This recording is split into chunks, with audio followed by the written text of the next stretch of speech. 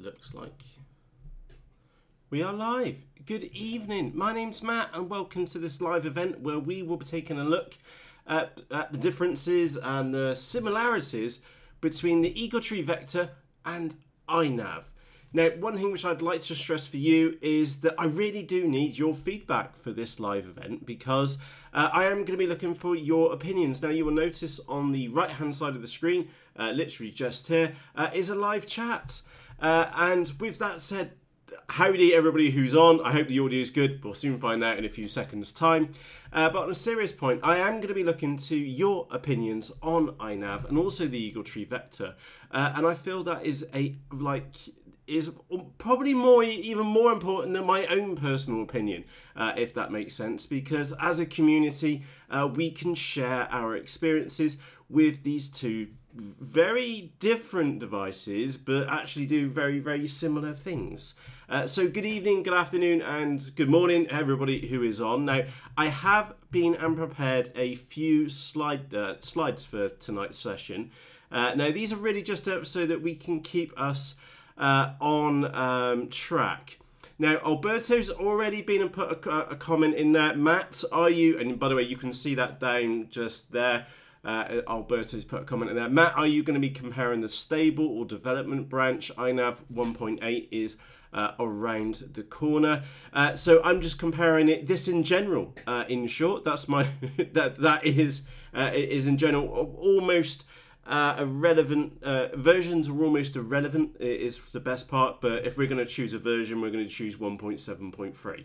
Okay, so there will always be a newer version. This video from the second it's over will technically be out of date anyway, but we will do our best to keep this as broad as possible to help as many pilots as possible. Now, I did mention we do have a slide deck available, so this is what we're going to be discussing, and again, it's just there's a few slides just to keep me on track. Okay, so tonight we are going to be covering iNav versus the EagleTree Vector. So we're going to start with the basics. Okay, so I'm going to assume that you've got a kind of an idea what a vector is, and you've kind of got an idea what iNav is, and we're just going to cover the basics. What on earth do these devices do? So that's what we're going to cover first. Then we're going to take a look at what is a vector or an EagleTree Vector. And we're going to be sharing my opinions and hopefully your opinions too on the EagleTree Vector. Then we're going to be taking a look at iNav and again sharing my own experiences with iNav and hopefully yours as well. And then we're going to compare the two together. Now, I cannot stress this enough, so I'm just going to turn the chat off just for a second. And I can't stress this bit enough. Your opinions really do matter. Okay, I can't... It's so vital for us as a community because you can help others and share with others your experiences with either one or both of these two different systems. And please do that. You can do that in the live chat. So I'll turn the chat back on again. So that should appear on the right hand side. And of course, if you're watching the recorded version, you can do that in the comment section underneath this video. And I've just noticed two cool people turn up, or another two cool people turn up. Howdy Shane and Howdy, I'll remember your name in a second, fella. Team Legit's down there. Sorry, like I said, this is being recorded live, so we leave all screw ups in. Johnny, there you go. I knew it would come back to me in a few moments. So that is the plan for this evening. So first of all, what is a flight controller? Okay, and that's actually might sound like a daft one. I wonder if I can present this, maybe make it a little bit bigger. There we go. So what is a flight controller? And in short, okay, a flight controller offers, and why would you be interested in a flight controller? In short, it offers you as a pilot of an RC model. Now, do note that this is more aimed at those of you which are flying FPV or first person view, but there are definite benefits for those of you which only fly line of sights. For example, a return to home function, a stabilizer function. So maybe you're learning to fly or have your son or your daughter or a friend who wants to learn to fly. A stabilizer can be a fantastic mode to help you. And also, don't know, a stabilizer also takes the edge off a windy day. So it does mean by using technology to your advantage, and this is what we're talking about, a device or system which helps you with different parts of the RC hobby, is that it could mean that you can fly in less than ideal flying conditions than what you normally would do by offering a stabilized flight mode. So instead of you getting knocked around like crazy with the wind, you could put it into a stabilized mode and it would take the edge off it for you, meaning that you can fly in less than ideal conditions more frequently. But with that said, and by the way, I am still here in the background. I am here just chatting. I'm just relying on the deck to keep us on track. So first one, stabilized flight modes, perfect. And I mean perfect for FPV or training or getting a little bit extra out of a less than ideal flying day. And again, that's a big one for me. We've got autumn coming here in the United Kingdom. We're soon to have winter, so we're going to have bad weather, etc., etc. So if it means that I can get an extra flying day, happy days. I'm sure that's the same to you. There are some other features which may be of interest to you, such as, and again, how big's the rabbit hole, you know? How far do you want to go down? Geofencing may sound like a daft one, but if you've training someone to fly, and it could set a maximum ceiling for them not to go over a certain height, or it could stop flyaways, for example. Again, big important things to take to be taken note of, especially with more expensive models as well. Loiter mode. Now, loiter could be so that you can hold a specific position in space, not time because we're not Einstein, but just a specific position in space, so that you could maybe turn around, focus a camera on something, do another action, especially if you're in a quad, for example. But in fixed wing, loiter modes means basically fly around in a circle, which is great if you have maybe need to just like put your transmitter down for a second and grab the sandwich, or get your cup of coffee from the side of the chair and have a slurp. Loiter mode is very good for that. Now, there are some other modes as well. I'll just quickly pop that deck back up on there. Waypoints. Now, these are really cool. That does mean that you can create your own missions and then go and fly them. Now, both iNav and the EagleTree Vector both support this, but one of them is far superior by a country mile than the other, and we'll get into the intricacies in a few moments. They both have on-screen displays. Now, if you've not ever used or seen them on this on-screen display, they are absolutely bloody fantastic. My typical layout, now I need to get this the right way round because it's reverse for me. Typically I have the RSSI value, what's the signal strength, up in the top right hand corner for me, and then on the opposite side I'll have the battery voltage, the current consumption, how many milliamperes I've used, maybe a horizontal ladder in the middle, but to be honest they piss me off. Airspeed on that side, and then height on this side, and then GPS be coordinates and a few other details, maybe like the flight timer and maybe the stabilization mode on the opposite side of the screen. So on-screen displays, I know to begin with they do look a little bit scary, like, oh god, I got all this information to take in, but the reality is that you just learn to see through it. Okay, you just see through the information on the screen. And again, I've got mine pretty well set up now, where I just do a round robin, corner, corner, corner, corner, and I can quickly go around the screen and I've got all my details sorted.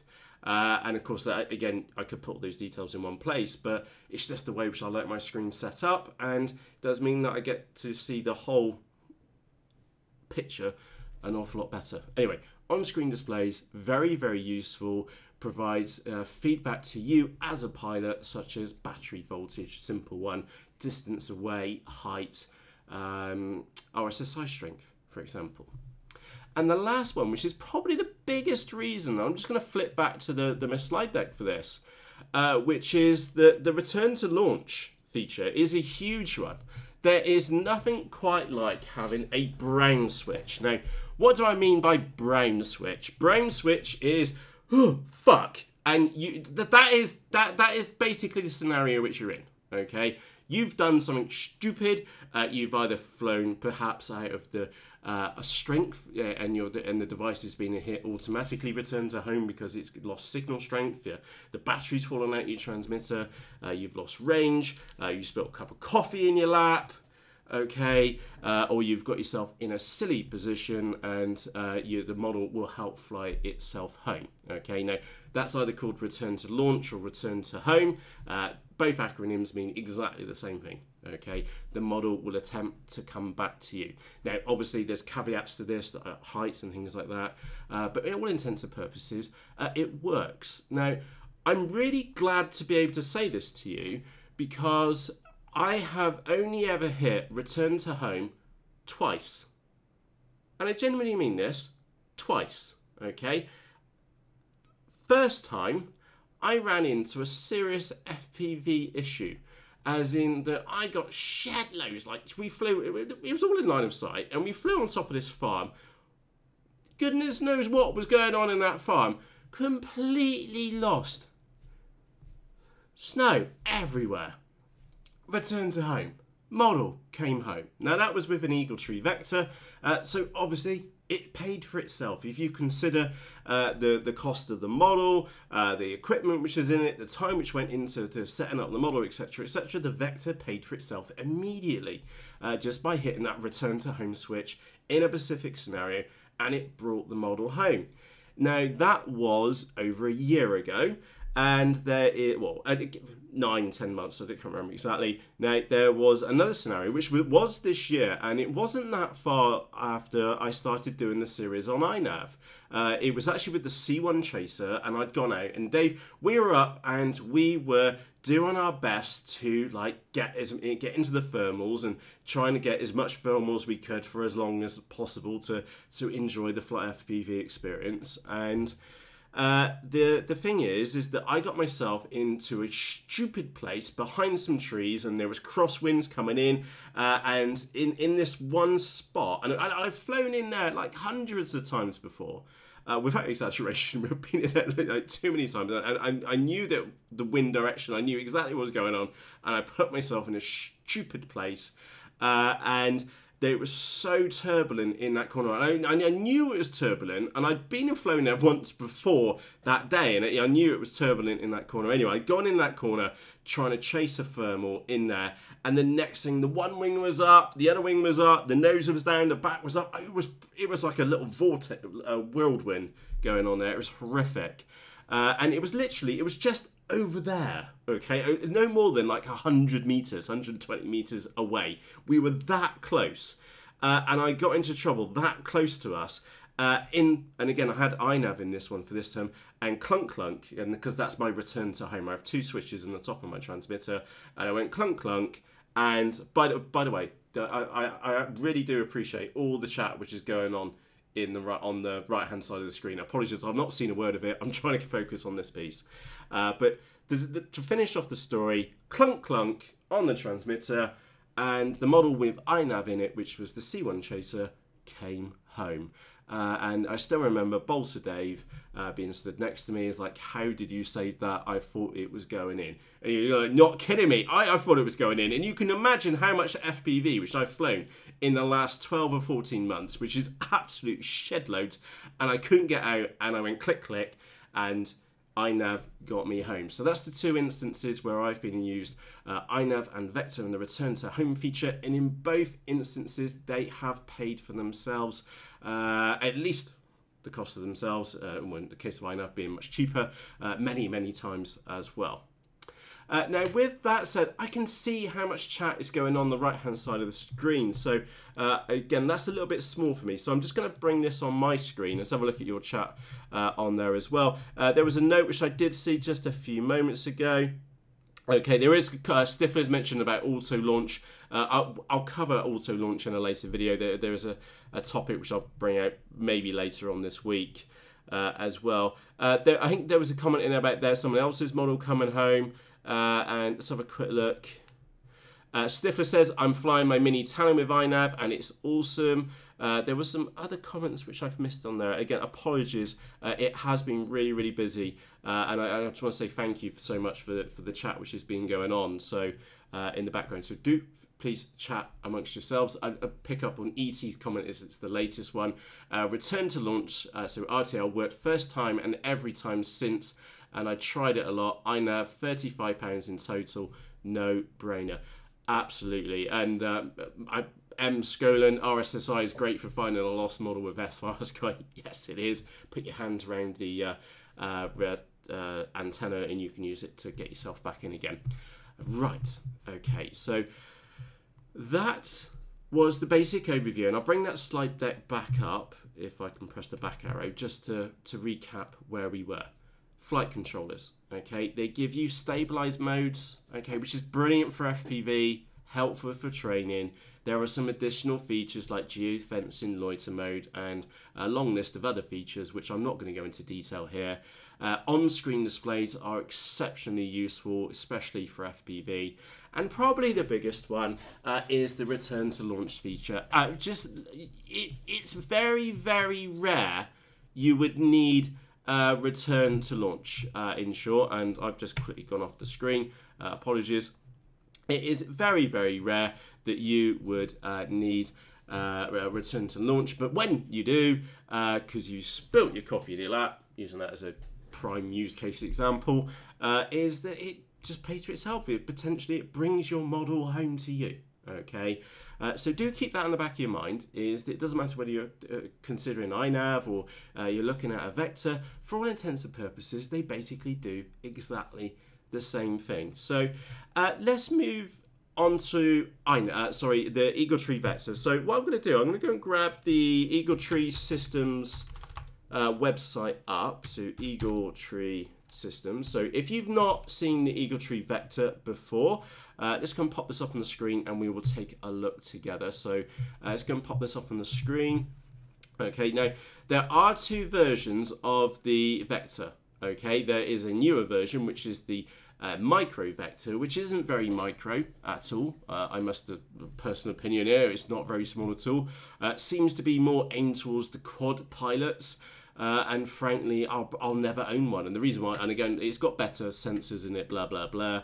But to be frankly honest, it works out at the same price as the proven technology, which is the original vector flight controller. And that is the one which I've spent my own money on. And do keep in the back of your mind that I actually own 3 EagleTree vectors, all bought out of my own money. So just want to stress that one from the beginning. Now you will immediately notice the price tag on this, $237. Let me just go and bring up RC log. Now those of you which are in Europe or in the United Kingdom, then you'll need to go to the UK distributor, which is a company called RC Log, and for all intents and purposes, they are £175 plus postage. Okay, so they are not cheap by any stretch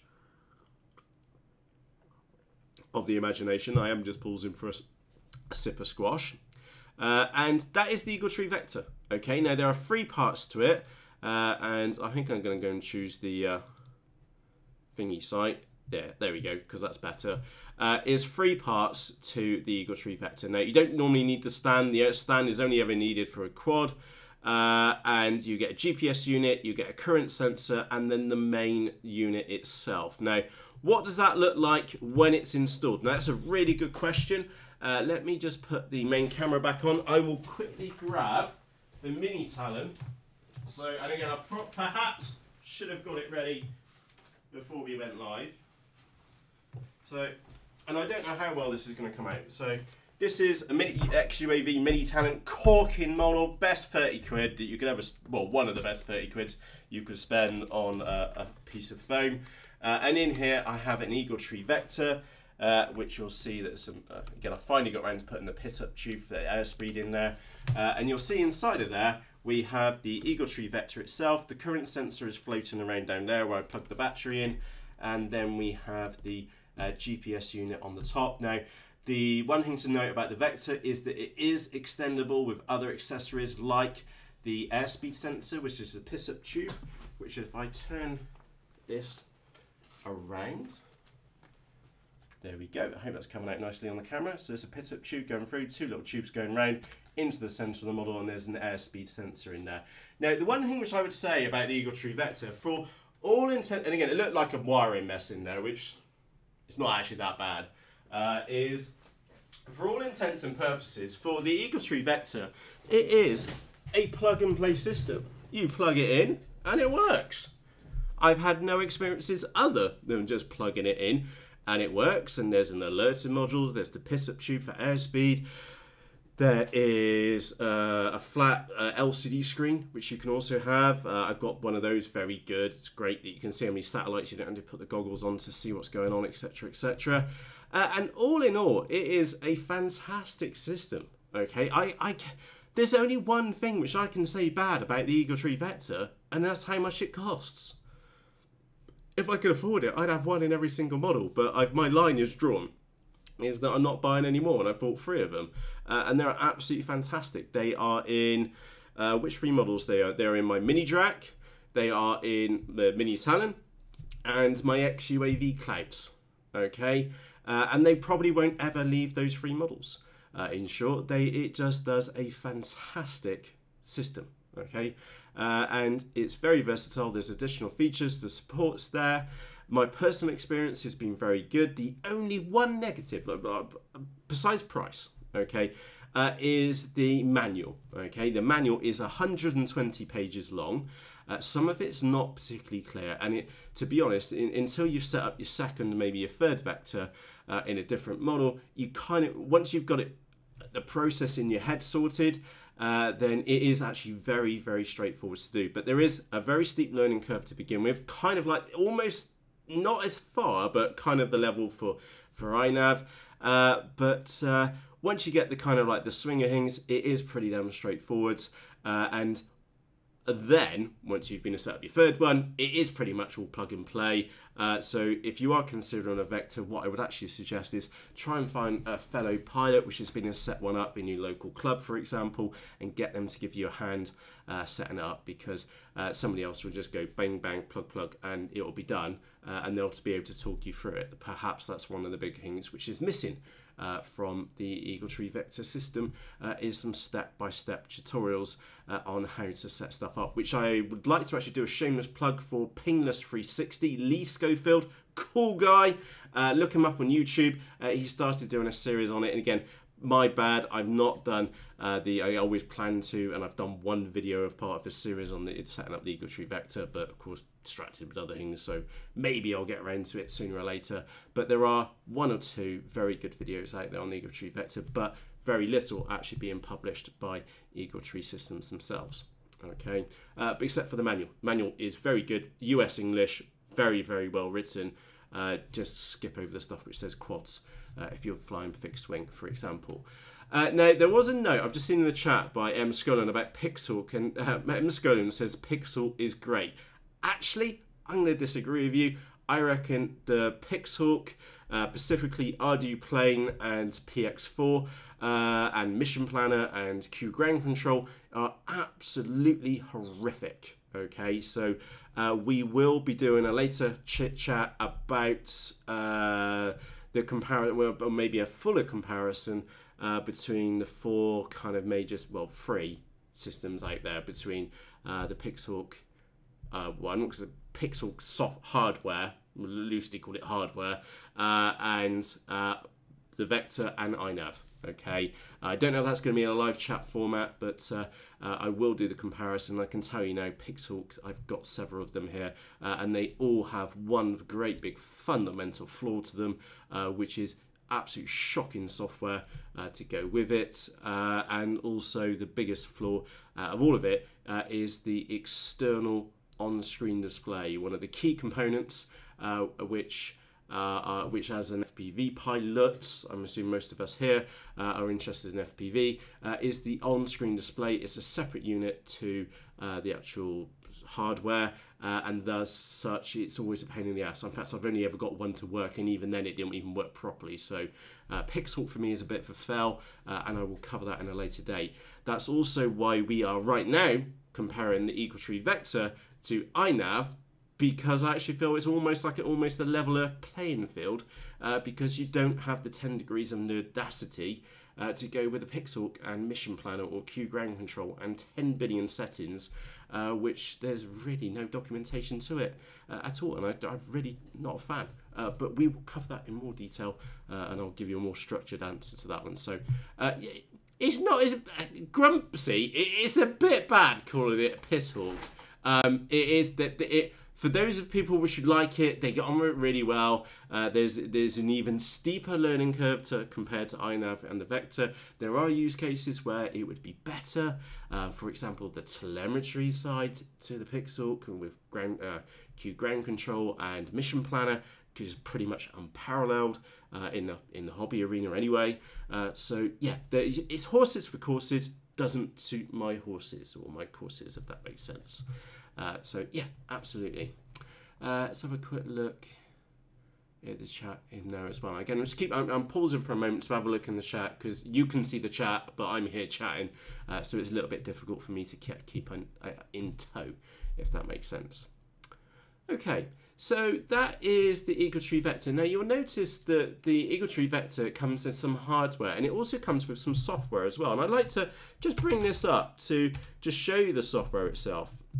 And howdy, Chris. I've just seen it on the other screen. So let's open up the EagleTree Vector. So you have some hardware which they provide and they support, and there is support with EagleTree Vector. It's pretty much the next day email support, and you get some software which you can use to configure it. Now, all the common airframes are supported. Okay, so traditional fixed wing, elevons for a flying wing, and a VTOL. Okay, so that kind of covers like all the common models really. For fixed wing, it does those funny multi-rotor doodads if it's your kind of thing. I've never used a Vector with multi-rotors, to be honest. I have used a Pixel with a multi-rotor, and I can tell you that's where most of my frustrations came from, because it was terrible. But let's not go there. So all the common there, it's supported for fixed wing. There's a lot of settings on here, but to be honest, there is a setup wizard, which is absolutely fan-bloody-tastic. Okay, my massive thumbs up to the Vector team, or EagleTree Systems as they're called, is their RX analysis wizard. Absolutely brilliant.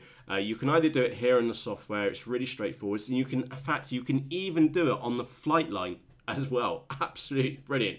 So if you've got to the flight line and you got one of your surfaces reversed, for example, you can sort out that what could have been a game over, no flying today kind of scenario. You can sort that out on the flight line.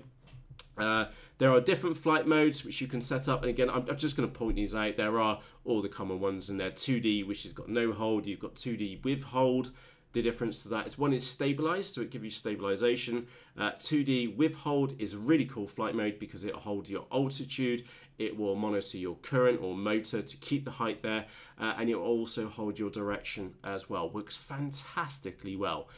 Given over a long, again, you can get blown off course. That's to be expected, especially if you're flying in a crosswind. But it will eventually correct itself over a couple of 100 meters or so. So it does work fantastically well, and all the other modes, I'm not going to go into any great details. One thing which I'd really like to point out is the absolute... Oh, you can't see this. Sorry, my bad. There is the software. My bad for it. There's some desktop software. That is the desktop software. Apologies, there's me chatting away on the screen. So yeah, we were just talking about back here on the configuration. All the different common models are supported. So normal fixed wing, elevon, and VTOL, like a mini Talon, and those multi-rotors are also supported as well. And then we were chatting about the configuration wizard, which you can do on here. Absolutely bloody fantastic. Really like their wizard, really do. And then we were also chatting about some flight modes down here as well. Now, what I wanted to show you was this on-screen display wizard. I think well, no, it's not wizard. It's just that you just drag and drop. What do you want to see? Do you want to see your climb rate? And you can put that over there on the screen. Let's have a quick look. So I want my speeds in miles per hour, but I want my distances in meters, and I want my altitude in meters, just because I like it that way round. And maybe I just want a simple HUD, or maybe I want the F16 one in there. Now, can we put ladders on the side? Yes, as well. So you can configure the on-screen display wherever you want or whatever you want. So if you want your home icon down here at the bottom you can have it down here. If you want your milliamperes drawn down at the bottom, you can, or you can put it back on the top. I'm not going to go into all the details, but take it from me, the on-screen display in the EagleTree Vector is absolutely fantastic. You can even do color coding on them as well. It really is the dog's nuts, to say the least. So I am a big fan of the EagleTree Vector. Now, there is one section which I'm not going to... Well, I'll tell you what, let me just have a click on this and make sure it doesn't point to home. In fact, it's going to choose somewhere in the United States. There we go. Right. I have just zoomed in somewhere in the United States. Now, I've gone into the waypoint setup, and one thing with waypoints, setting them up in the EagleTree Vector is absolutely piss easy. You can insert commands on there, and then you can go insert command, and then you can go and drag that point there. So we are going to take off from point 1, then we're going to fly to point 2, and then we're going to insert another command, and then we're going to fly to here. And then you can have another one which is not actually a waypoint, it's return to home.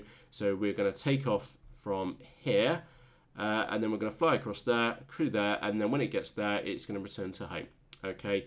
The waypoint system within the Vector is absolutely brilliant, and it works really well. There's nothing. Again, you even get these little pin markers appear on your screen as well. Very, very cool. I'm just a huge fan of the Vector, and especially the waypoints. Works bloody well, to say the least. Okay, so let's get the camera back on. So there's a lot of chit chat about the EagleTree Vector. You have dedicated hardware, okay, which you have to buy, and it's expensive. Okay, we will do like a side-by-side comparison, or like in a summary in a few moments. It's expensive. They provide the kit. It works really well. There are accessories for it too, and it comes with dedicated software, which is very, very good. And two other key points to take away: the on-screen display is fantastic, and their waypointing system, so you can fly missions, is also as fantastic as well. So that's an awful lot about the EagleTree Vector. Now, those of you which use an EagleTree Vector, please share what your experiences have been with the EagleTree Vector, and you can do that with the live chat, which is, I think it's on the right hand side of your screen. Please join with it. Please share your experiences. Has it been good? Has it been bad? What was it like to set up? What was your first setup experience with the Vector like? And inversely, if you don't own a Vector, what's putting you off? Is it the price? Is it the features? Is it another tool which is available out there? Please do share your experiences about the EagleTree Vector, whether they be good or positive or bad. Really interested in what your thoughts are. So please do share. Again, if you're watching the live version, do that in the comments section on the right hand side of the screen. But of course, if you're watching the recorded version, do please share your experiences with the other RC pilots like myself and yourself, and you can do that in the comments section underneath this video. I really would appreciate that, as I'm sure anybody else looking at this, coming back and watching this video later, because it's this group experience, isn't it? It's you only kind of like half believe what you see on YouTube. So this is why I'm saying share your experiences, because I've got my experience with the Vector, and it's been very, very good. And there's a lot of things which you should definitely like about. But there also again, everything can't be all good, can it? So just looking at the chat as well. Let's have a quick look. Robert said the Loiter Circle is same size and altitude as my return home, so I did it. Yes, that's right, Robert. Paul Page says bloody great Vector, 100% good. I do agree with you. It's very good indeed. Let's have a quick look on there. And Dion says definitely the price. Yeah, I don't think anybody here is going to say, "Oh, they're cheap. I'll go and buy 10 in a minute," because that's not really the way life works. Well, obviously, if you're minted, you're going to be fine, because unfortunately not cheap. So yeah, price is a big thing which comes there. Wattage 2007 said price puts me off. The cost for it alone is more than I spend on my entire iNav talent, including camera, VTX, and flight controller. Yikes.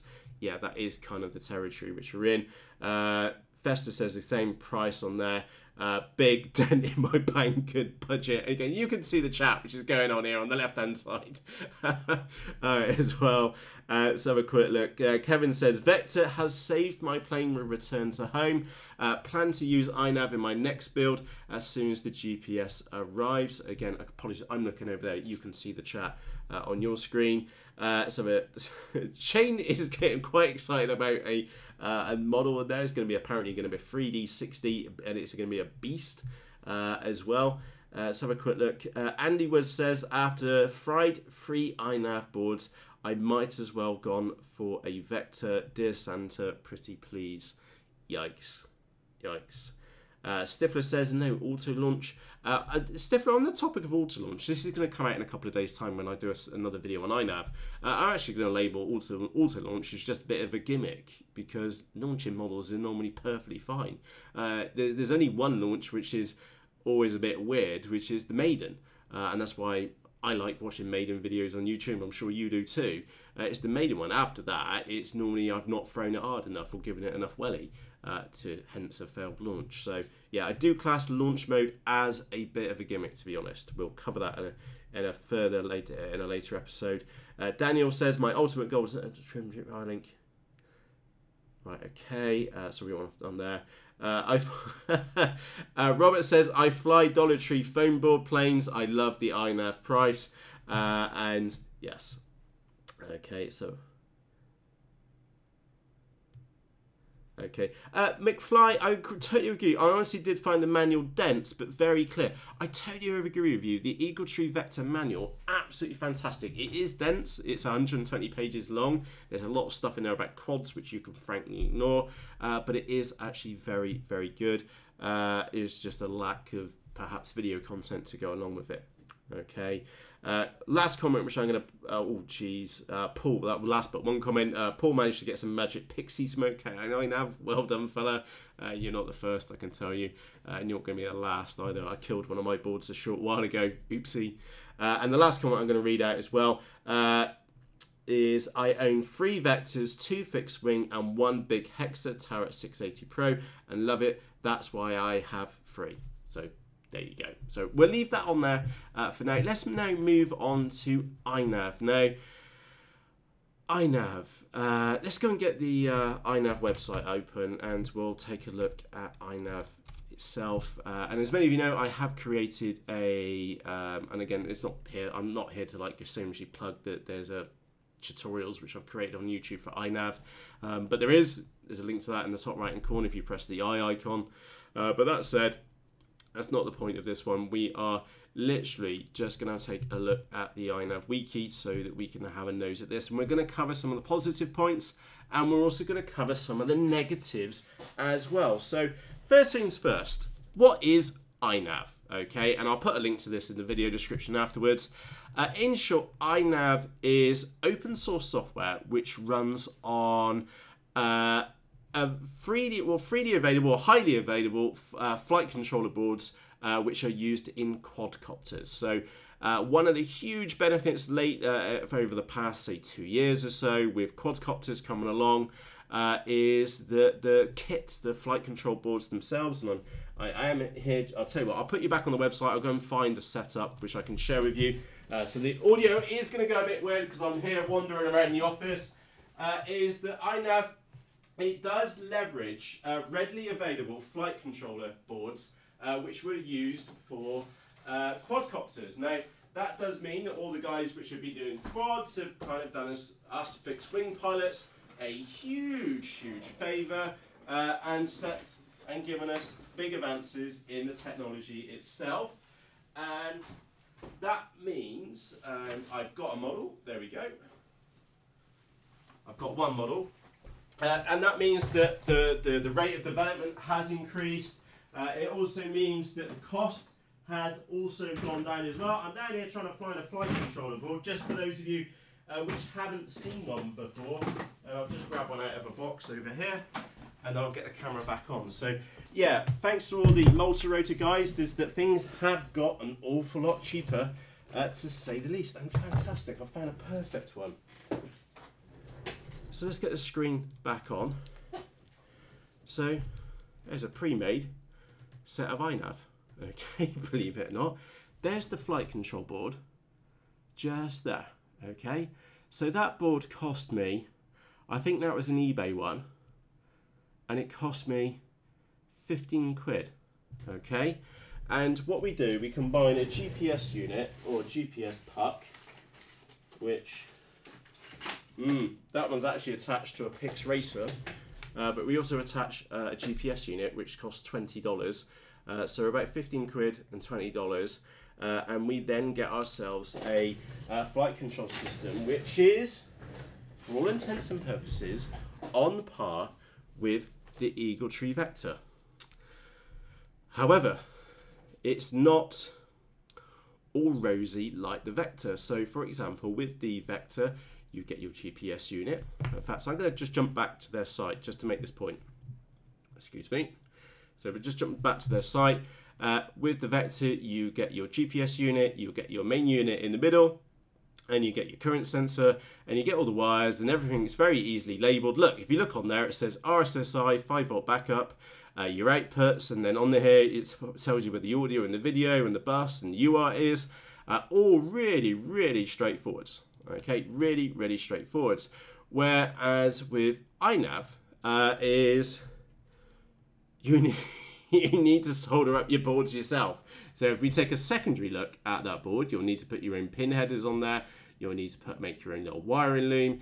You'll need to wire up your GPS units, and you'll need to change a collection of settings out of the box.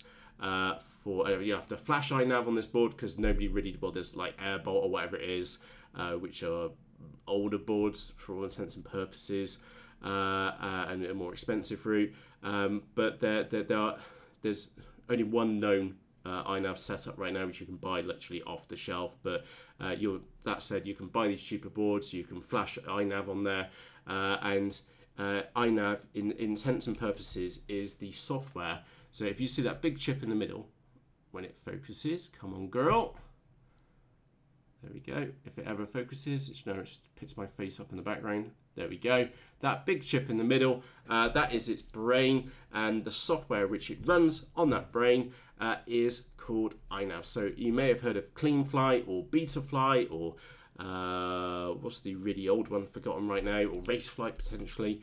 They all run, it's all just software which runs on hardware like this, and iNav is a variation of that. But crucially, iNav has GPS features included. Okay, so basically in CleanFlight, they said that they had GPS features like return to home and things like that, but they never really worked, or because there was no real demand there in quads, to be honest. And the guys which had the bigger quads or multi-rotors, they were out and they were using Pixhawk and Ardu Pilotplane or whatever else, and they were using those systems. So for fixed wing pilots, you could have stabilized mode, and that was great. It works really well. But the GPS features were, for all intents and purposes, forgotten about. So iNav, that was picked up. Again, I don't know the exact history behind iNav, but I can tell you where we are today. Is that in this little board, we do have an inbuilt on-screen display. One of my pet hates about the Pixhawk and the Peress Racer, for example, which is an external OSD. Just like the EagleTree Vector, the OSD is built in to these boards. What else you got on here? You've got all your stabilization features in there. You do need to go through a setup wizard, kind of ish, which definitely could do a bit of work. And again, I'm being a little bit mean to it, but it is relatively straightforward. And once you kind of know what you need to do in fact, let me go and put it on the screen in the background. I'll show you the wiki. Again, there's a link to that in the video. There will be a link to this in the video description for you. It is pretty straightforward to set up. You will need somewhere to mount it on there. And again, there's a collection of different boards out there, but it's got for pretty much like for like functionality, okay, compared to the EagleTree Vector. It has some software called the iNav configurator, which you use to configure this board. The one negative, or there's a couple of negatives which I would say about iNav and my personal experience. And by the way, those of you which have used iNav, please shout now. Or have maybe not used iNav, please show your experiences on the right-hand side of the screen. I'd love to hear from you. Because my experiences with iNav, let's start the story correctly. Okay, my first experiences with iNav were not good. Okay. And I frankly probably pissed off some of their developers, royal or rotten, because it was not good. I was using an F1 board, an AZ32 board, and it didn't do very well. I think I had a dodgy barometer. I've never seen a flying wing prop hang before. iNav prop hung a flying wing. Never seen anything like it. And then it ploughed it in the ground, and Matt got really pissed off. So that was in like autumn of last year, we'll say September time, and again you can look those videos up on YouTube if you want to. There was not a good time for either iNav, me, or my Texumo, which it ploughed in the ground. Obviously very, very pissed at the time. And then several months went on, and I think it was 4 in the Facebook group mentioned about iNav, and he posted a video up of a full-size Drac up flying with iNav in it. And I was like, well, he's doing that with his full-size Drac, and knowing that's like the best part of 500 quid minimum for all the kit and stuff, is that I thought I'd give it another go. I gave it another go, and it worked fantastically well. Really, genuinely impressed. How far things had gone on and progressed. Genuinely impressed, to say the least. The flight modes were there. There was a wiki, which was okay, just needed a bit of work, which ironically I went on and wrote parts of the wiki, or improved parts of the wiki for them. And I've had a really good experience with iNav. Now, I'm not going to tell you that it's perfect. To be honest, when you set this up out of the box, and again, I've made a series on it, is that it will want to climb first and try and land itself when it returns home, which is really fucking annoying, to be honest. And why is it annoying? Because climb first means that if you hit return to home, it will carry on and try and, in whatever direction it's flying in, and then go and climb away. And if it goes past 500 meters, then it will just and land itself because it went out of 500 meter range. Which is obviously, if you've got a return to home altitude too high, the chances you could never actually reach it. And then the land on the launch is just stupid, is my honest thoughts on that. If it's a quadcopter, I could understand it. You might want it to land in front of you, etc., etc. But for a flying wing, the last thing I want as a pilot is a fucking flying wing pelting it in, even if it's semi-controlled, anywhere near me. Not a chance in a million. So yeah, that's the only two things which I can say about iNav. Okay, to be brutally honest. And that said, I'm sure the developers, I've already documented those, put them in their comments, and I'm sure those things will get improved over time. So that when the second you choose a fixed wing model, it will change those settings. Okay, because those are just like industry standard ones, which I'm sure they'll tweak. Well, they've probably tweaked. Now, there was a comment earlier about which version are you talking about, Matt? I'm sure they'll fix it for 1.8, and at the moment we're in 1.7 or something. Okay, so that's iNav. In all intents and purposes, exactly the same as the Vector, but for $40 or less, kind of thing. But you need to do a bit of soldering, and you need to watch a couple of videos or read a wiki on how to set it up and use it. Compared to the Vector, there is one other point on here: setting up waypoints on the on iNav, and there's me just waving it around. I'll chuck it over there now. Setting up waypoints or doing a mission using iNav is a terrible experience, to the point I've never really done it, because you have to use a piece called EagleTree, which is some software which you can buy off the Google whatever it is Play, and it's cranky. On a mobile, it's almost impossible to do. You really need a cheap tablet to do it on. And it's not very good at all, to be brutally honest. And you also need Bluetooth to be able to communicate between the devices as well, potentially.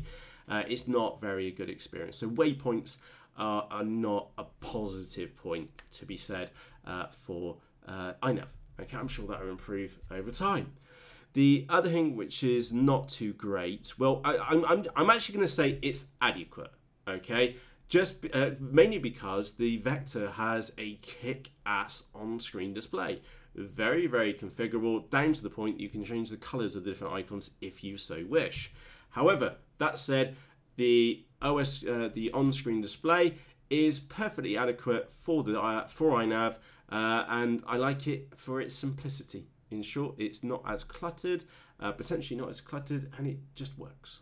Okay, and that's it really for iNav. It's much cheaper and it works. That's probably one of the best ways of me explaining iNav. For me, it works. It's maybe not as refined as the Vector, but in my head, and I remember doing this in the series, for all intents and purposes, I can have 5 iNav setups for the cost of 1 Vector. However, that said, keep that in the back of your mind. Cost is one factor here. In my mini Drac, which does easily over 100 miles an hour in a straight line level, without any dies or anything like that, I run a Vector in it. My mini Talon, which I do an awful lot of FPV in, runs a Vector as well. And my Clouds XUAV, which I really don't fly that often, but I do enjoy an awful lot, also runs a Vector as well. There's a model next to me, which is the Genesis wing. Now, here's a little bit of irony for you, which I probably shouldn't tell you as a maybe as a fan of iNav, is that in here, which I don't know if we're going to be able to see. Yes, we are. In there is, you have to take my word for it, there is iNav set up on a flight controller board in there. And the bit of news which you probably didn't want to hear is that I actually unpowered the servos from it for that Pacific wing. Now, the reason why I did that, I want to quickly stress that, is that iNav did work fantastically well in the Genesis wing. However, that's not really why I bought. I didn't buy this for a medium or long, or we'll say medium range FPV craft. I didn't. That's what I made it into, but that's not what I wanted it for. I wanted a wing which I could smash in and around the trees like a possessed hamster, and iNav, frankly, was just getting in the way, and I disabled it. So I didn't want the stabilization modes. I didn't want return to home. If I stuff it in a tree, I'll have to go and get it, because let's face it, if the wing is like this far off the ground, like a foot off the ground, no amount of software is going to save it if you stick it in a hedge. So I have, ironically, disabled it in here, but what I have left in there is the on-screen display. So I don't have any of the stabilization. I don't have brown mode for return to home, but I still have the on-screen display enabled with an arrow pointing to home and battery voltage and current consumption and the current used as well. So there's a bit of irony there for you. So you can just use iNav, not for the stabilization, but you can use it just for the on-screen display. ET says pass-through, Matt. Aha. Now you, ET, are a smart bunny because you know some of your flight modes for iNav. Now the irony is that I perhaps have flown far too much in the last 12 months, and the milliseconds worth of delay which you get with pass-through mode in iNav, I can detect. And if I'm that close to a tree, I need every advantage in my favour, because I've either flown at it too fast or got too bloody close and are about to stuff it. And that kind of summarises most of my flying. And the delay on pass-through mode was getting too scary for me. So that's why I disabled it completely and just left the OSD in there. Okay, but that's one scenario. Okay, I have my little Wing Z84 up there, corking. iNav in it, so light, so light. I've also got, I don't have to even get it because I just love my Nano Talon. So there's a video on YouTube. There's my Nano Talon, and in here, in the top of there, is a flight controller with iNav set up in there, and it works absolutely fantastically well. One of the longest flights which I published on YouTube was 30 minutes in the sky with this one, with iNav in it, just pottering around. Absolutely corking model and corking experience. Only enhanced. I think that's the worst. Sorry, that's the right word to be using. Enhanced by the use of iNav in here to provide stabilization and return to home features if I needed them. And that's why I was able to keep it in the sky for 30 plus minutes. And why I regularly keep this model in the sky for 30 plus minutes is because of the flight control on board. I can see the current being used, I can see the pack voltage, and I can see how much longer I've got left to fly. So yeah, iNav or the Vector, there's big bonuses to both of them. But in this case, this one, which would have been an awkward install using the Vector unit because it's a much bigger unit and you'd have to have stuffed it up underneath here and then somehow got it to stick to the top in there. And I don't know if you just saw me do that, I've just poked the ESC back on there. So if you'd used Velcro, yeah, a Vector would, for me, would have not been a first choice for a model like this. Partly due to cost, and the other reason, just practicality, trying to squeeze one in there. Ironically, you can squeeze an EagleTree Vector in a Wing Z84, but in that model, which has got a bigger hold, it would have been more difficult because it would all been on an angle and everything would have been hanging down. Chances are that the Vector could fall down from if the Velcro goes, you know. So, yeah, not only budgets, but also models may suit different applications as well. So please, like I was saying, please do share any comments which you have about iNav. You can do that in the live chat. Again, remember, any comments, good, bad, or ugly, about iNav, and you're watching the recorded version, you can do that in the comments section underneath this video. I am going to bring this round onto the main screen, so I'm kind of like half looking at you as well. So let's have a quick look. Freestyle says, I bought an S800 and put iNav in it. So, no, Freestyle, number one, S800, cracking wing. Good luck breaking it. I tried. But no, put iNav in it and it's still not gotten it to fly very well. Very hard to get the CG right. So, Freestyle, number one, get your CG right, even if you have to add LED. Okay, so CG, regardless of whether you're putting a flight controller in there or not, you always need that on the money. Okay. Now, if you're finding it's flying like a little bit like a dog, go and look up the feature called Auto Tune, and that will help tune the rates for you. Or because it's the S800, I'm sure there's a million other people which have got the S800 and have put iNav in it. So go and check RC groups, for example, or maybe ask in the iNav Slack group, okay, and see what they say. So ET, yes, that's because you're a tree dodger. That was basically the summary for that one. So let's have a quick look there. McFly says, with the Vector launch plane in elevator again. Right, okay, I'm going to skip that one because we were going off topic there. Let's have a quick look. Jim, good evening. Thank you for joining us in there. Let's have a quick look. M. Scorian says there is a dedicated minimum OSD for the Pixhawk.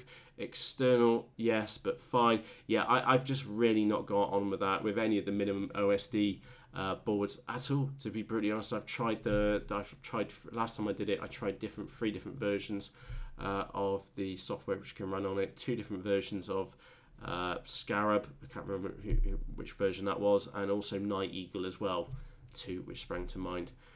For it as well. So yeah, like I was saying, any comments which you have about iNav, good, bad, or ugly, as the case may be, please do share. I know it's been a bit of a mixed bag. I know it was a mixed bag for me originally when I first started using iNav. It was not a good experience. Go back like a year or so, wasn't good at all. A year later, and I can tell you, I am thoroughly impressed. And remember, I've had scenarios once with the Vector and once with iNav, and in both instances, both systems brought my model home to me. So yeah, big fan of both of them, to be honest. Now, so Freestyle, yeah, RC groups would probably be the best place for you to have a look. But I would also strongly suggest that you look up the Auto Tune feature. And the reason why I'm suggesting you looking up the Auto Tune feature for iNav is because that will help you help iNav work out what the PIDs or PIFs need to be for any other model, and it means that you can set them up for any other model in the future because you just run Auto Tune and fly it to the battery's flat, and then you've probably got some really, really good PIFs in short. So let's have a quick look. Yes, Killer Dave, those wires are very fine indeed. I do agree with you. Right. Like I was saying, it is time for us to wrap up. So let's get us. I hate to do this. We're going to get a slide on the screen, and it will help us summarize what we've been uncovered here this evening. So this is what we got: Vector versus iNav, and it looks like we have a slight issue with this and the chat on the screen. So I am just going to move all this lot over that way so iNav doesn't get too pushed off the screen. There we go. So let's do that better. Let's do that again. There we go. Right. So we now get your chat and we get the summary as well. Happy days. So the Vector versus iNav. I've tried to keep this as simple as it should be, really. Okay. EagleTree Vector, they use proprietary hardware and proprietary software. So you can't really see their software. You can't tweak anything other than the things which they allow you to tweak, maybe in the interface, for example. Whereas iNav, it's open source hardware and it's open source software. Okay. And that's those flight controller boards which you saw. All the schematics are freely available. You could design your own if you were sad enough to do that. And the software, if you know C, then you could go and update the code, which I can tell you I know a little bit of C, and those guys are very good programmers, as I'm sure the EagleTree Vector ones are equally good programmers, just for clarity in there. The EagleTree Vector, when it comes to their software, is that it's rarely updated, okay, and maybe that's just a sign that it is more mature than iNav. Okay, keep that in the back of your mind. The Vector has been around for a very long period of time, very large number of users, and for all intents and purposes, works fantastically well. So as such, rarely updated for new features. I could moan here about something, but I'm not. I've done a separate video on that. So EagleTree Systems, if you are watching this and want to know what I'm brought up as a topic there, look up Vector on my YouTube channel, and you'll see my point on there. And do note how long it's been, and you've still not been in and done that feature upgrade, and it was actually requested over a year before that as well, as covered in that video. So apologies, that was actually aimed at someone who might watch this video, which I hope they watch this video. Compared to iNav, on the topic of software updates, they update it really frequently, literally once every couple of weeks it feels like there's an update. And we mentioned right back at the beginning is that we are expecting a newer version 1.8 to come out in the future. Not entirely sure what's going to be in 1.8, but I'm sure there'll be some cool stuff in it. Comparing the OSD on, and again, I don't really like slides very much, but they do help at times. The OSD for the EagleTree Vector, absolutely bloody fantastic, very comprehensive. Whereas the iNav, I'm going to label it as configurable because it works and it's quite comprehensive as well. It's got all the major things that you would want on the OSD, in short. Right. For all intents and purposes, they have comparable flight modes. Okay, there are differences between the two, but they all have return to home and stabilized. Okay, that's the basic two features which you're interested in, really.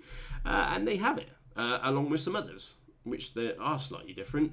And I'll let you go and do your own research on those. Now, when it comes to waypoints, as we saw, piss easy in the EagleTree Vector, just impossible. There's no other words for it. Impossible with iNav. Okay, and is that a fault of iNav? Well, no, because they don't control the third-party app, and it's just not very good. In short, so make that of whatever you want.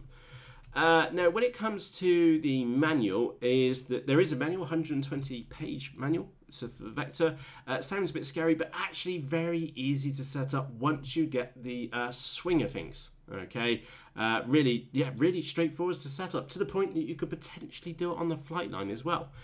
Very comprehensive manual, all written in perfect English, and very good, but a little bit daunting to begin with. Again, there is a steep learning curve both for the EagleTree Vector and iNav as well. Okay, now I have written in their online wiki, but in reality, you could also put in, again, it's my slide deck, I'm allowed to change it if I want to. You could also put YouTube in there if Matt could type YouTube. Like so. Okay, so you got an online wiki, or there's YouTube as far as documentation goes. Now, when it comes to the Vector, you do have next day email support available to you, whereas with the iNav, you've either got Slack chat, which is a live chat system, very good, really nice bunch of guys in there, to be honest. And again, I don't want to say one good thing about another one, not put the other one into perspective. The support from EagleTree systems has been, for me, absolutely bloody fantastic. They helped me with an issue which I had a while ago, and they were very polite and courteous, even replied on a weekend, which I thought was brilliant, and I'm trying not to swear. For iNav, Slack, chat, or RC groups, straight forums. Okay, now that brings us on to the last topic, which I will now present because it's the big one, and that kind of just boils down to cost. Like I said, I do personally own 3 Vectors, and then none of them were cheap. Okay, I think I got 20 quid off them in when RC Log had a Black Friday sale, for example. So they're not cheap by any stretch of the imagination. In USD pesos, they are $238, probably plus shipping as well. In the United Kingdom, that is £175, and plus delivery as well. So not cheap at all. Whereas iNav, you can use potentially, if you're a quad pilot, you've probably got an F3 or F4 flight controller board kicking around. Note, I am not saying F1, so no CC3Ds or NAS A32 boards. They're pretty much obsolete now. They won't be supported by iNav very, very shortly, if not already. So yeah, an F3 or an F4 board, $45 all in with a GPS unit. Bit of a bargain, is about 1/5 of the cost of a Vector. Okay, but on the flip side, you do need to get your solder and iron out. There's a slightly steeper, I'm just being polite there, learning curve compared to the Vector. Okay, and that's the kind of summary. They both do exactly the same thing for all intents and purposes. They do very, very similar things. One is perhaps a little bit more refined than the other, that being the Vector, and it definitely does have some big ticks to it, but it does come with a big price point at the bottom of that as well, whereas iNav is, all intents and purposes, very, very comparable, an awful lot cheaper, but perhaps not so refined as the EagleTree Vector. So we've been here chatting for an hour and 10 minutes. I sincerely hope that you have been and found this comparison between the EagleTree Vector and iNav helpful for you and for your models. Okay. Now, if you have any questions about the Vector or an iNav, then you're more than welcome to ask in the comments section underneath this video. But do note, the experts when it comes to the EagleTree Vector is EagleTree Systems themselves. We saw their website earlier. And when it comes to iNav, the Slack chat is the best place to have a chat, to ask, how do I do this, or can it do that? And I'll put links to all those different sites in the video description afterwards for you, so just click on show more. I will also do, like I said, I'll put a link into the iNav setup series. I will get around to doing a Vector setup series at some point too.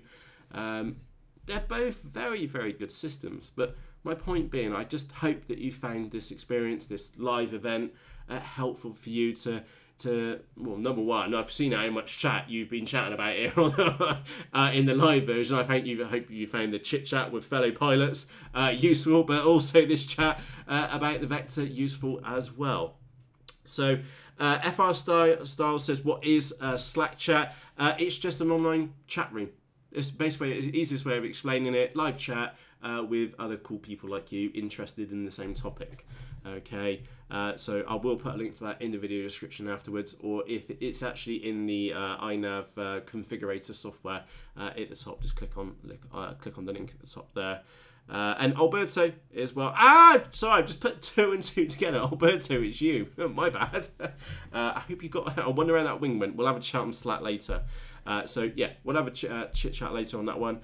But my main point on there, I just hope that you found this helpful.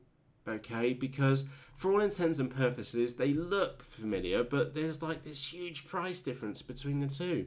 And I can tell you, point blank, is that I really like my EagleTree Vectors. I really do. I think they're absolutely fucking fantastic in my mini drac. I really like it in my mini Talon. I just like the experience. I like the on-screen experience. I like it just works. Okay, that's probably one of the biggest things which I can say about the Vector. It just works. Okay, it's very rare that we have an issue with a Vector. In fact, the last one which it had was a bit my fault, and somebody had the elevator reversed, and it was a very scary maiden. So yeah, the EagleTree Vector just works. Bloody fantastic. Okay, if I was absolutely minted, I'd have a Vector in every single model. Okay, without a doubt. But it is bloody expensive, and that's perhaps why iNav has potentially done so well especially in the last 6 months or so, since it's really just taken off. And the reason why it's taken off is because it's using inexpensive hardware which is readily available, and to be honest, the iNav just works as well. There is a little bit of configuration for it. There is some auto-tune settings, which, to be honest, I've never mucked around with the games in my Vector at all. For any of my models, 50% works fine. Whereas the tuning system, most models do need to be tuned or go for at least an auto-tune, something which I will add to the series at a later point for iNav. But that side, that works. I think it's brilliant. It has, again, go for the boards which have got the on-screen display built in, and you will have none of this pain in the ass with an external on-screen display. And I'm so thankful. I don't really like quadcopters, to be honest, but I want to just say thanks to every multi-rotor pilot out there. Really well done, guys, because I can now have one of your quad boards in my fixed wing models, and I get all the cool shit thanks to iNav. So, and it's really cheap, like stupidly cheap. So yeah, in fact, I feel guilty. I've been sponsoring Constantine, the chap, one of the main chaps behind iNav, $5 on Patreon for a while now, because I feel kind of guilty because I've spent so much on Vectors and I really haven't spent that much on these at all, and got very, very similar features and functionality. So with that said, it is time for me to wrap up. And I'm going to leave this on one very happy note, which is there's nothing more which I can say other than thank you. Thank you to you for taking the time to watch this live episode. And I shall see you again shortly. Give you a heads up, it will be an RC Coffee Chat week this week. And also those of you which haven't seen the Facebook group just yet, there is a giveaway going on in there as well. And again, shameless plug for the Faceballs group underneath this video. Down in the bottom, there's a link to faceballs.com/groups/rag the nuts off, and you can join literally over 1,700 cool pilots like me and you. And I really am going now. If you've enjoyed this video, do me a favor, hit the thumbs up. Any questions or comments, good or bad or ugly, please ask in the comments section underneath this video. I would love to hear from you, as would any other RC pilot. If you have some opinions on the Vector or iNav, please do share them in the comments section underneath this video. And then on that note, it's time for me to go. I need to find the stop button, and I shall see you again shortly. Cheerios!